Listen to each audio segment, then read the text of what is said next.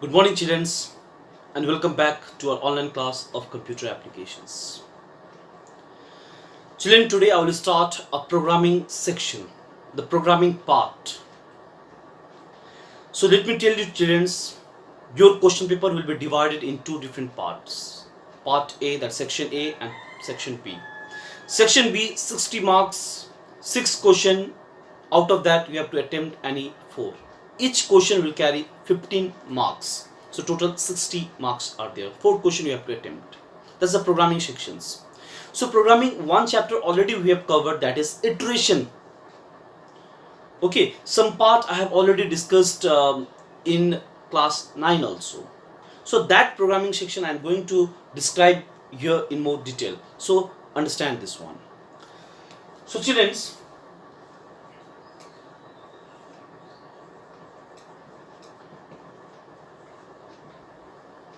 programming. So first programming topic I'll be using is for loop. Okay, so we'll do some program based on the for loop. So let me write the question 1.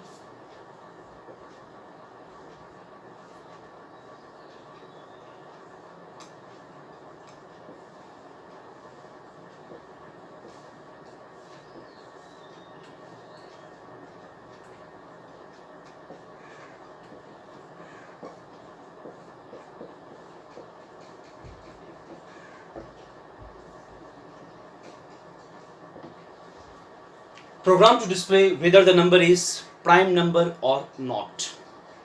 That means in this question you have to ask one number from the user, and the program will be in such a way so that it will display whether that particular number which you have asked from the user is prime number or not. So first of all, let me tell you which numbers are known as prime numbers. 2, 3, 5, 7. These are known as prime numbers. Reason, they have only 2 factors. These numbers can be divided by either 1 or number itself only. Isn't it? Like suppose let us take the example of 4. 4 is divisible by 1, 2, then 4. 3 factors are there. So it is not a prime number. If you consider 5, then 5 is divisible by 1 and 5 itself. So it is a prime number. So understood, children, which numbers are known as prime number? Number which has how many factors? 2 factors. Factor means what? By which number they divide or they are divisible. Clear, children? Now let us see the programming part. Program always begin with the package. So at the top you have to write the package. Import java.io.asterisk, the package. Okay, one more package you need to write. Import java.lang.asterisk. Then the class name. Class name is user defined. Class name is user defined. User can give any names. Okay, but since today we are starting the first programming of our class 10 curriculum, so I'll be mentioning this as class P1. User defined name. Okay, now public static void main. One number we need to ask from the user. Let us take int n. All in small letter. All in small letter. So public static void main. Okay, all in small letter. Now let us go for the logic part. Now as far as our question, this n, we need to decide whether it is prime number or not a prime number. So in case of prime number, just now I told you that number which has 2 factor. So we need one variable which will hold this 2. Okay, which will hold the factor. So let us take that variable as int c is equal to 0. That means the value of c I will increase whenever the number will be divided by particular number. See, suppose 5 is n. So 5, when it is divisible by 1, c value will be 1. Then 5 divided by 2 I will check, 5 divided by 3 I will check, 5 divided by 4 I will check, and 5 divided by 5 again I will check. So when 5 divided by 5 is matched again, the c value will turn to 2. That means after checking the entire part, from 1 to number itself, then only we'll decide whether that particular number is prime number or not a prime number. So for that we need to run a loop, for loop, because for loop syntax we have already learned that it has a start point, it has an end point or conditions, and number of steps. So for the factor I'll be checking with I is equal to 1, I less than the number equal to, okay, less than equal to number means up to number it will go, then I plus plus, this is the increment part, then curly bracket. Now I need to check for the factors. So how to check for the factor? If, okay, how to check for the factor? If n modulus I double equal to 0.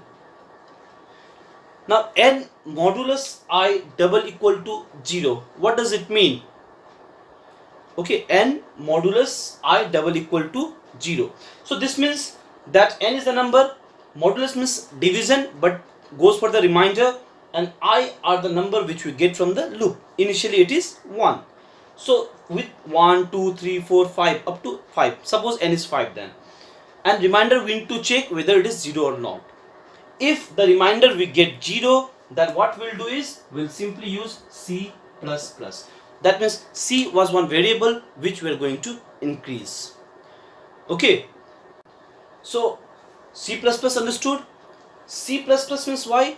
Because number of time this condition matches, that many time the value of C will increase by 1. So initially C value was 0, once match 1, then twice match 2, thrice match 3. Okay, so the C value will get certain, but only after closing of loop, for loop. So when we close the for loop, we'll get certain C value. Now as per as the prime number logic, what we have to check is if the value of C, because C is number of factor, so number of factor we need to check for 2. If the value of C is 2, then the number is prime, or else number is not a prime. So if C double equal to 2, if C double equal to 2, then we'll print here system dot out dot print prime number.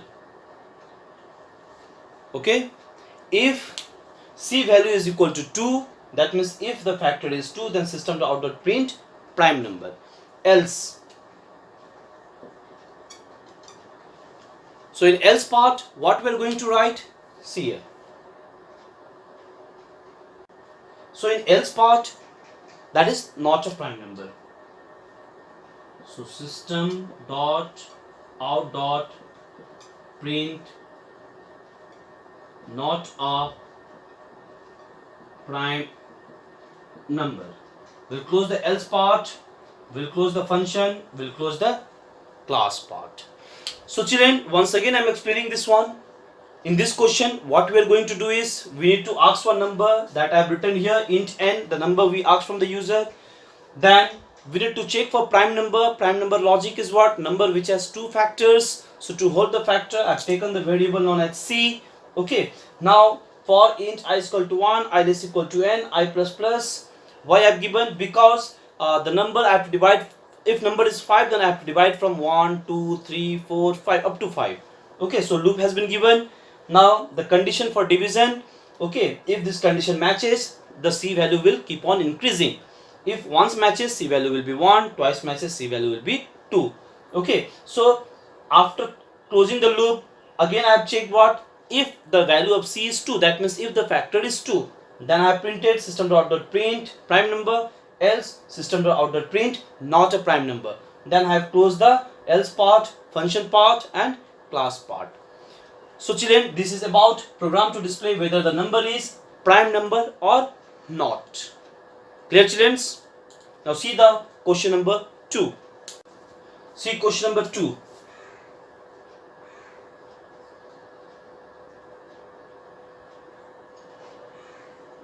Program to display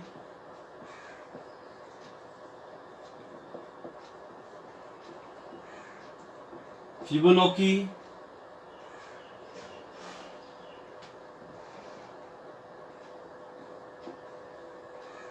series.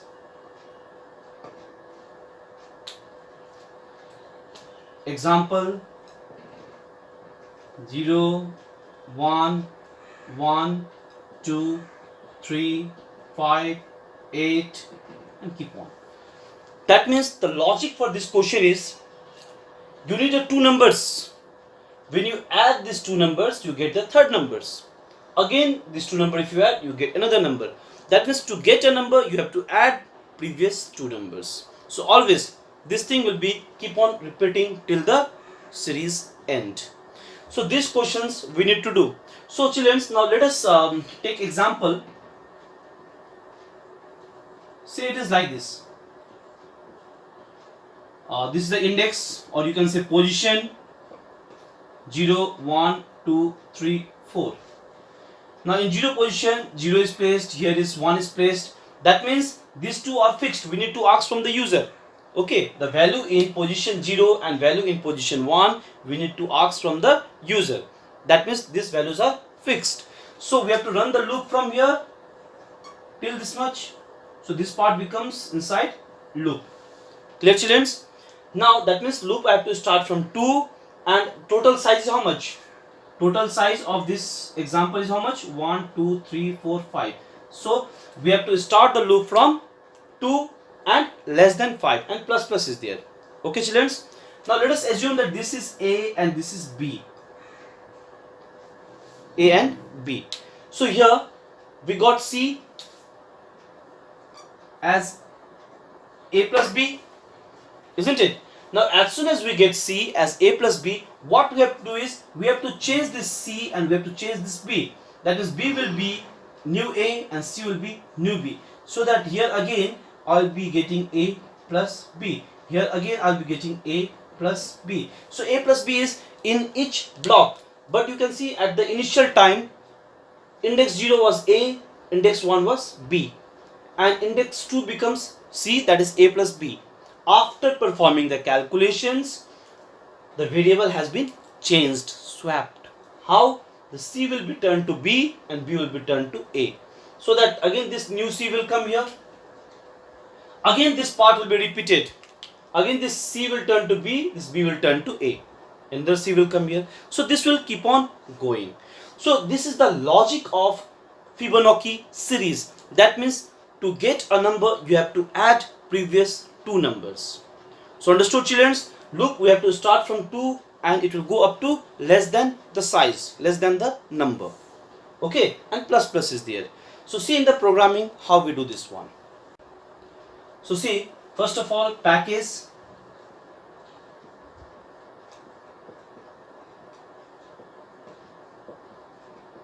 Both the package we need to give.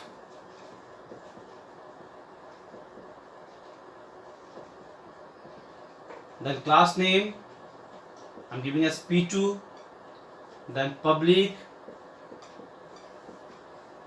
static, void, main. I need a last, that is size. Let me assume A as 0 only, B as 1 and C I am taking with 0. The default initialization, as the value of C will change, value of C will be A plus B. Okay, just the default initialization I have taken as 0. A as 0 and B as 1. From example I have taken this part. Okay, now let me display first. System dot out dot print. I will display the A. I will be using certain space. I will be displaying the B. Again certain space for C. C will be calculated inside the loop as the value of C changes every case. Looping for, it will start with 2 less than the size I plus plus. Okay, as already I have discussed in the example that I will start the loop from 2, okay, and it will be less than n. First work, C is equal to A plus B. We'll display this one also.